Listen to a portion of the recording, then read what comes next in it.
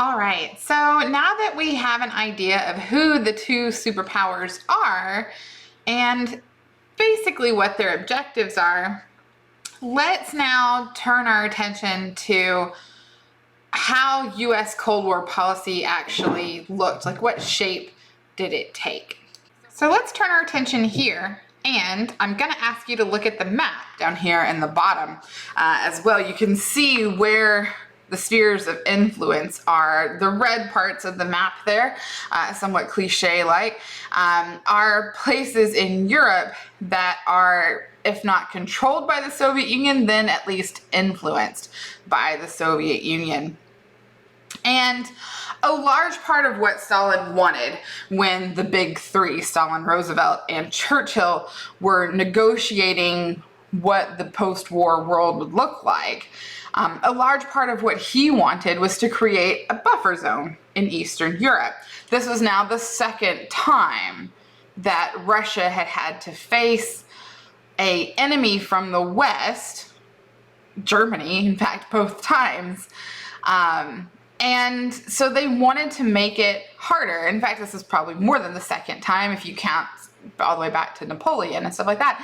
And so they wanted to create a buffer zone there in Eastern Europe. So we've got the actual border of Russia right along here, but they wanted Soviet-friendly states along their border.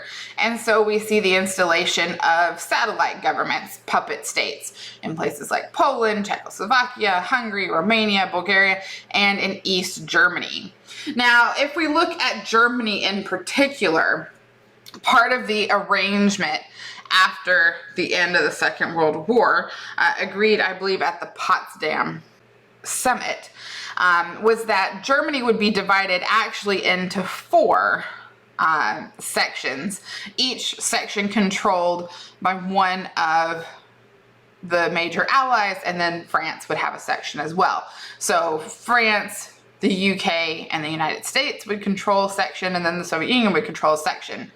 The first three, the UK, France, and the United States, decided to combine their sections into one West Germany, which this is why West Germany is so much larger than East Germany, geographically speaking. The Soviet Union still had control of East Germany. Now, the capital of Berlin, which you can see on the map, is right here where my mouse is. The capital was also divided similarly into four sections. The United States, the UK, and France combined their sections. You can see a blow up of Berlin over here to create West Berlin that was controlled by those allies, and then East Berlin controlled by the Soviets. So that's the situation in Germany. And as the lines are becoming harder for the Cold War, which they do pretty rapidly after the end of the war, Truman is much less willing to sort of charm and sort of talk sweet to Stalin and stuff like that, like Roosevelt was. Roosevelt relied heavily on his sort of charm and good nature and stuff like that to kind of sweet talk Stalin a little bit as they negotiated various things throughout the war. Truman was much less predisposed to that sort of dealing. And so the situation between the United States and the Soviet Union devolved rapidly once Truman became president. And under the Truman presidency, the dominant policy for the Cold War, which is emerging, is the containment policy. Now, containment has a number of roots. A report by a State Department operative named George Kennan, that was called his Long Telegram, projected that Soviet dominance in Eastern Europe, the installation of pro-communist governments in places like Poland and Romania, and Bulgaria, were problematic. And in this long telegram, he advised Truman that communist ideology would drive the Soviets to expand their power throughout the world, and only the US was strong enough, big enough, to have the ability to stop them. And this ultimately lays the foundation for the containment policy, which, as the title would suggest, was about containing communism.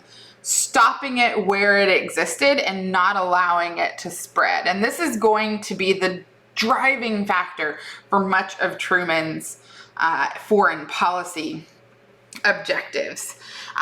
This is also going to get a boost when Winston Churchill comes to Missouri, actually, to Fulton, Missouri, and gives a speech which is commonly known as his Iron Curtain speech.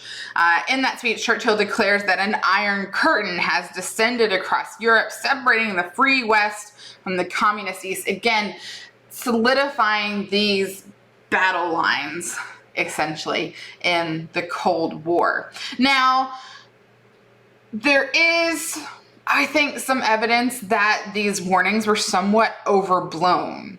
That Kennan's long telegram saying that communist ideology would drive them to expand their power was a little bit overblown. Stalin was very much concerned with the immediate, that was creating that buffer zone.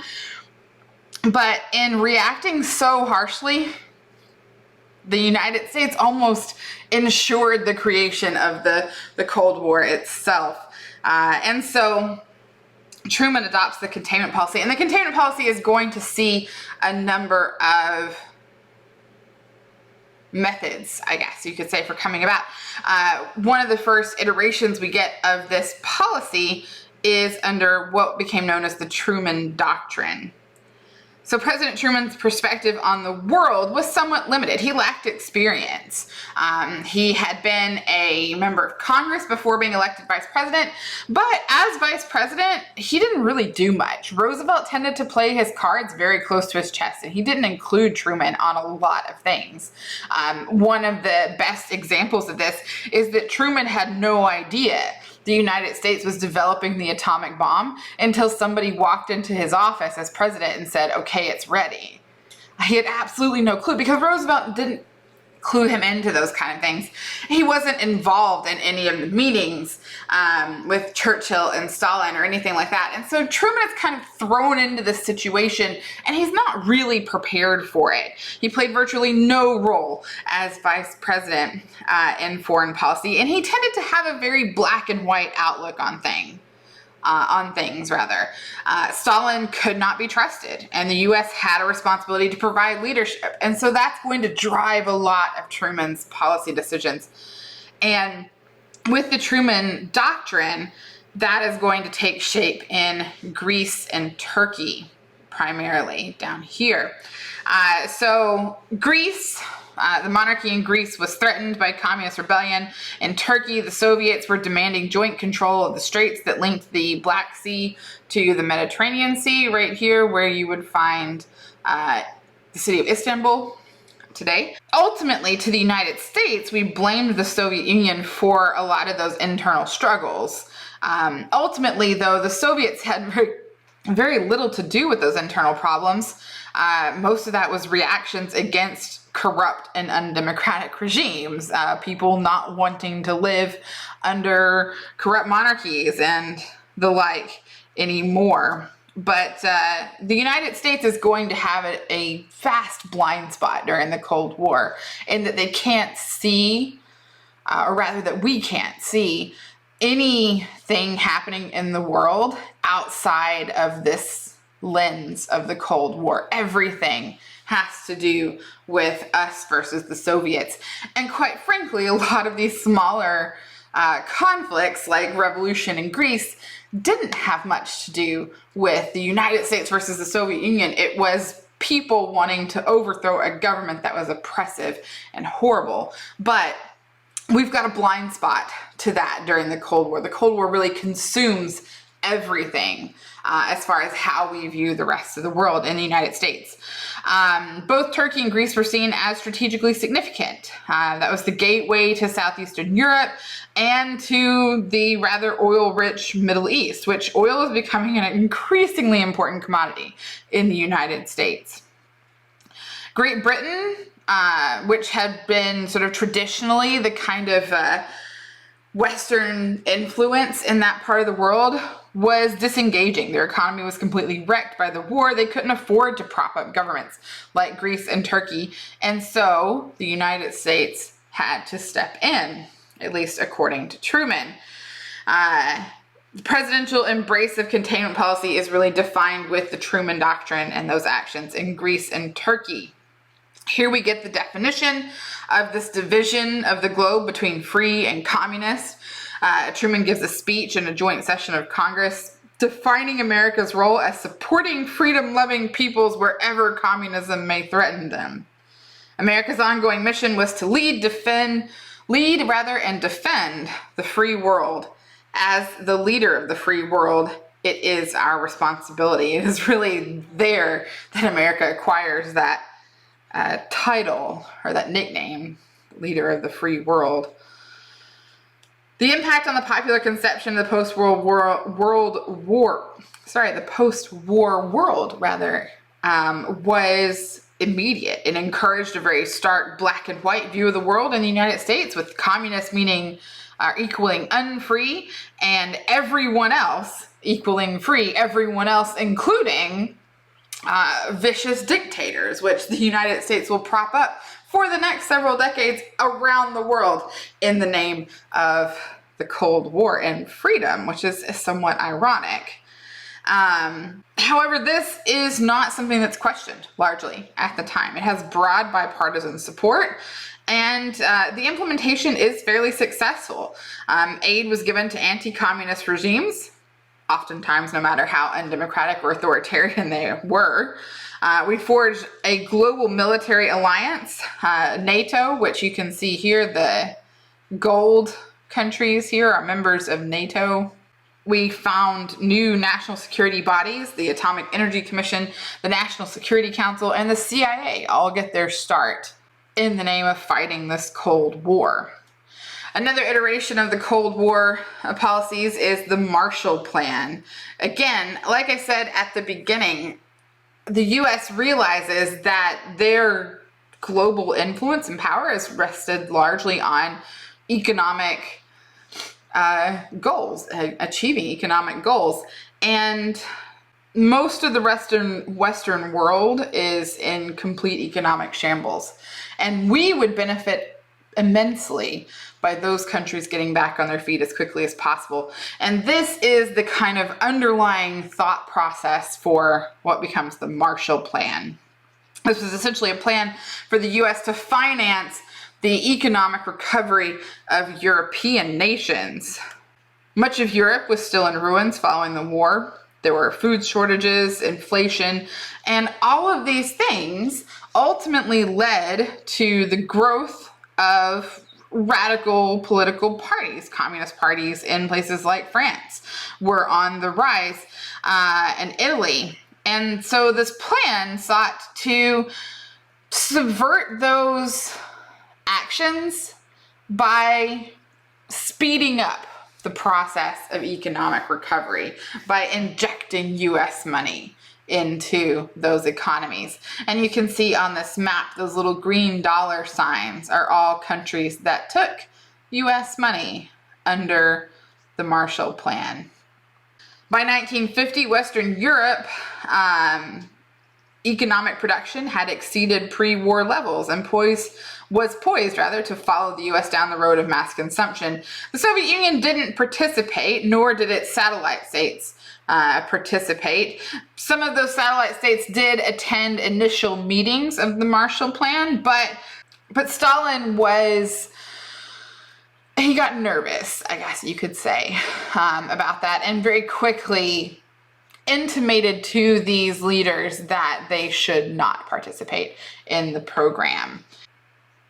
The Prime Minister of Czechoslovakia decided to continue to attend Marshall Plan sort of meetings. Even after being warned away by Stalin, he was called to the Kremlin and mysteriously fell out of a window to his death. No idea what happened there. That's sarcasm, by the way. So yeah, everybody, all those Eastern Bloc states pulled out of the Marshall Plan and none of them took part. There was a kind of general agreement of tariffs and trade proposed to stimulate freer trade among the participants, creating an enormous market for American goods conveniently as well. And so the Marshall Plan was outrageously successful. We also made kind of similar plans to rebuild Japan. The U.S. oversaw the drafting of a Japanese constitution which installed a lot of traditional and newly minted American freedoms. For example, it gave women the right to vote over the objections of most Japanese leaders. And it did also write into the Constitution Article 9, in which Japan would promise to forever renounce the policy of war and armed aggression and maintain only a modest self-defense force. That's kind of left the United States being something of a guardian of Japan in that sense, whether they want us to or not. Japan ultimately became the base to counter communism in Asia for the United States. We invested a lot in rebuilding Japanese industry as a bastion of anti-communist strength in Asia. The U.S. also oversaw economic reconstruction with American economic assistance, the adoption of new technology, low spending on the military. Japan recovered relatively quickly, and their economy took off relatively quickly as well. The final sort of test of the containment policy under Truman in Europe came with Berlin. So Berlin is in an awkward position, as we've talked about before, and that was it's smack dab in the middle of East Germany, even though you have a West Berlin, which is controlled by the Western powers. And Stalin thought to force the Western powers out of Berlin, and so he instituted a blockade of Berlin itself, cutting off all ground access to Berlin. Determined not to lose West Berlin and ultimately subject the people in West Berlin to whatever atrocities might befall them under Soviet rule, like you see in East Berlin, the United States undertook a massive operation to airlift supplies to West Berlin. Western planes flew supplies into the city, landing every 3 minutes for nearly a year, for 11 months. This was a massively expensive operation, and it really goes to show the level of commitment that not only Truman but other Western powers had to stopping this essentially power grab by Stalin. Following 11 months of the airlift, Stalin ultimately realized his blockade wasn't working and agreed to lift it in May of 1949.